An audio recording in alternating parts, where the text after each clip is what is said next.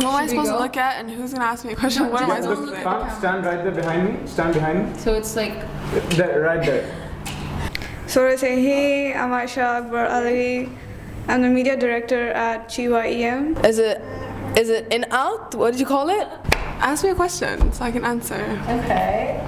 Let's go. Level okay? Okay, so basically my name is Seaon. Am I supposed to look at you and talk? Yeah. You're too high, it needs to be eye level with the camera. Sit down. Great, now too short. Thanks. Is that better? Okay. Yeah. Shahbaaz. I went to high school here in Dubai and I graduated the summer of last year, so I've been in Dubai taking a gap year now for the past year, starting up GYEM. And I think it was being in Dubai the past 5 years that enabled me to really realize that a lot of the youth are struggling here in terms of identity, in terms of what their passions are, who they want to be. So the idea is that there's a lot of great projects happening in Dubai and all across the world, but because youth don't know about it, they don't get inspired, they don't know how to get involved, things like that. So we thought that it'd be great if we had a platform to try to bring the different existing organizations together to try to encourage youth to work on them. So the idea was born in 2009 in the summer, and we started our first pilot workshop in November, and then I think in 2009, almost in July, one day by chance in an interview with Friday magazine, I met the director of DFC, and I started telling them about this idea we had for the GYEM Center, like a youth community center, as well as the GYEM workshops, which is like the inherent core of our program.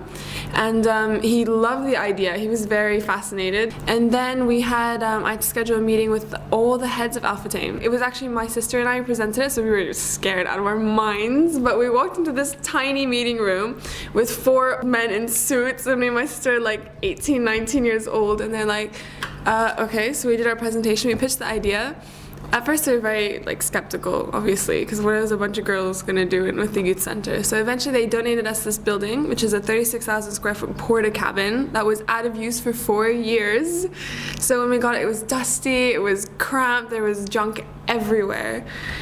And we had to clear up. All of the paint was donated by Alba Paints, which the youth painted. So all the rooms are very colorful because we kind of wanted to have a youthful feel. So it's very grungy, kind of urban look, things like that. When we first started GYEM and we started telling people the idea about this concept of global youth empowering movement, everyone told us it's way too big. There's no way we can do it. I mean, not everyone, but a lot of people were very skeptical, especially adults. For us, it was a difficult journey, especially with DFC, just because we didn't have any experience. We didn't have a portfolio to show them what kind of things we've done in the past. So we had to really prove to DFC that we can do this. But our first event, Graffiti A Tunnel for Hope, for example, when we first started it, it was something like probably 16,000 dirhams to hold an event like that. We did in 2,000 dirhams. You know what I mean? So we kind of proved to DFC. We had almost 500 people come. It was only advertised on Facebook and Twitter. But yeah, I mean, generally, just because we're youth, when we walk into a meeting and they look at us like, what are these 19-year-olds doing here with people who are 50, 60 years of experience, that's when it's kind of difficult. But we just have to, prove ourselves, be like, yeah, man, we can do it.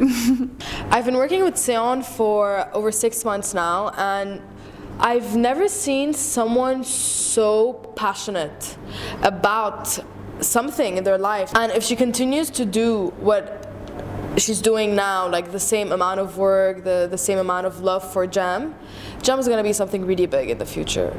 I joined GYEM during last September, and then I found out that it's more than just youth.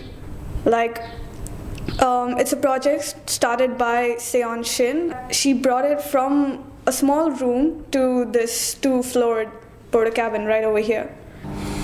So I think our biggest plans are to duplicate the workshop, try to do that everywhere, because that's an empowering process, and then through the GYEM workshops youth start their own service projects. And hopefully one by one, just by a small change in mindset, a small change in behavior, attitude, we can really create concrete change within our communities. If I had a message to the youth, it would probably be everything from you really need to believe in who you are as a youth and your capacities in terms of what you're capable of doing, in terms of who you are as a person. You should never be afraid to be a bit different or stand out or go against what society tells you to do. And most importantly, whatever passions you have, you need to keep believing in them and you keep trusting in them, then you'll be fine.